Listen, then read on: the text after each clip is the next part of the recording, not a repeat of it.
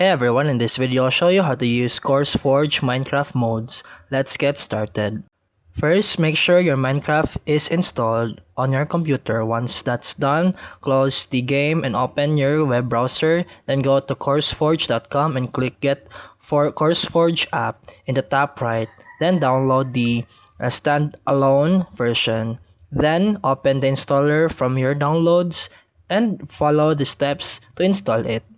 After installation, open the CurseForge app. On the left side, select Minecraft. If it doesn't appear, click Add a Game and let it scan for Minecraft.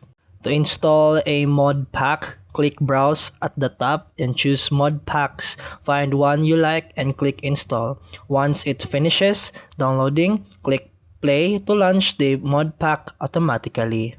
If you want to install individual mods, go to Browse, switch from the mod pack to Mods, and set your game version. Choose a mod, click Install, and either create a new profile or add it to an existing one. Once your profile is ready, go back to My Mod Packs and select your profile and click Play. Minecraft will launch with your mods enabled.